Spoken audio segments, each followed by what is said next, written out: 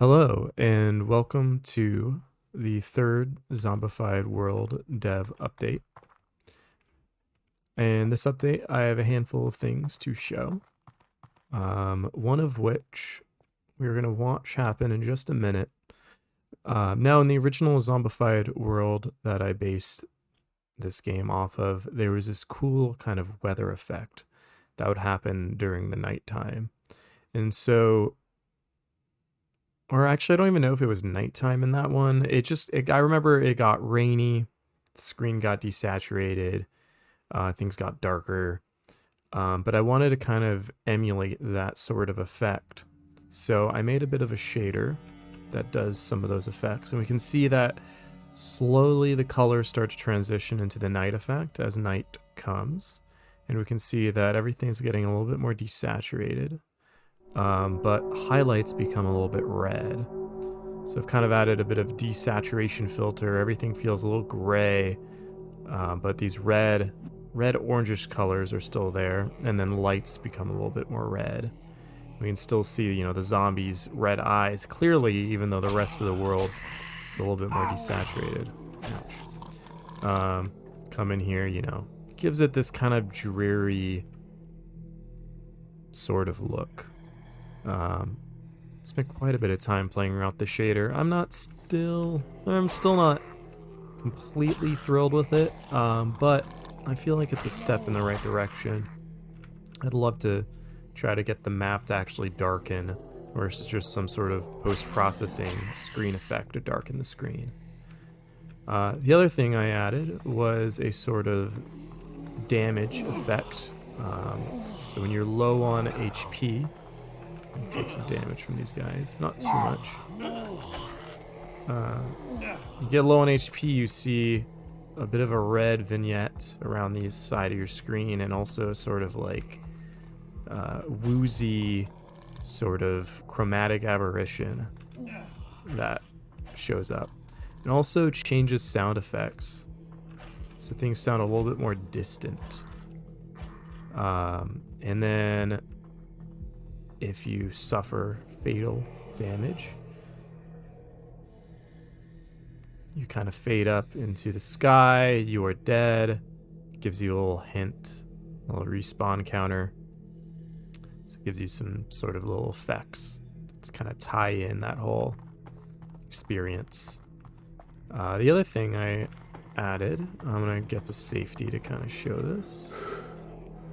Is sprinting. As you can see, I sprinted and my stamina bar went down. There's a little bar at the bottom. And if you might have heard, there's a little bit of a breathing sound effect that happens. Let me go run around a bit.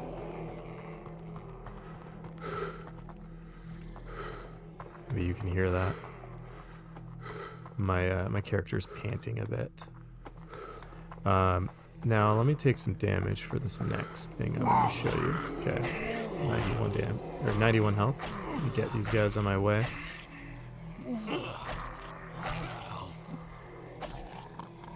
So I added a health kit, highly demanded item. And there's also now a little hint in the bottom right.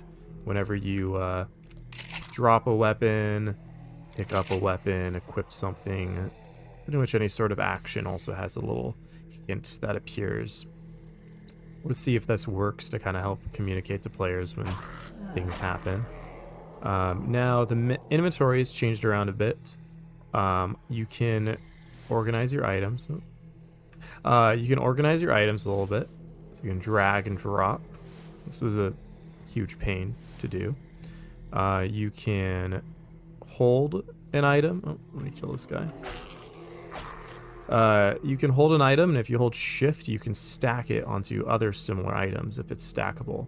So for instance, these buckshot shells, I can stack into these other shells, and you see a little highlight to show, oh, that's a stackable item. Like the sniper ammo, stack it. Or I can drag things around. There's also some primitive filters for weapons, ammo, and then healing. And they like wandering in here. Go away. The last thing is splitting as well. So I can split these shells if I hold shift, click, split them. There's little sound effects for all of these things. My audio is a little low, so I don't know how audible all of this is. Let me turn it up. As you see, day has returned, and so the colors have returned to normal. Everything's not so desaturated anymore. And fun little sound effect for the health kit. Healing sound effect. Until I have a real sound effect, that's what it is. So those are the big changes in the inventory. Took quite a bit of effort, but managed to get it to work. Next thing to kind of show, we'll have to wait for the zombies to show up again, actually. So maybe I'll skip right to that. Alright, so zombies are back. Now, there was this update in the game, or the citizen model rig is what these are called, citizen models in S&Box. And these zombies are based off of that model and rig. And the guy who made them, or maybe just Face Punch in general,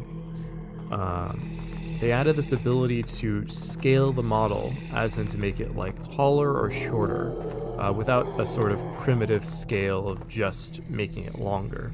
So like it actually stretches the torso out and the legs out properly versus the whole thing.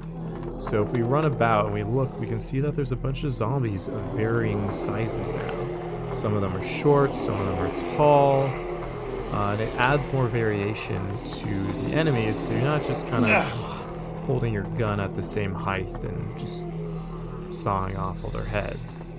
Some of them also now run faster from that bug. I think it even came in that dev update, possibly. Random chance, I think it's about 10% right now. A zombie is going to be a runner.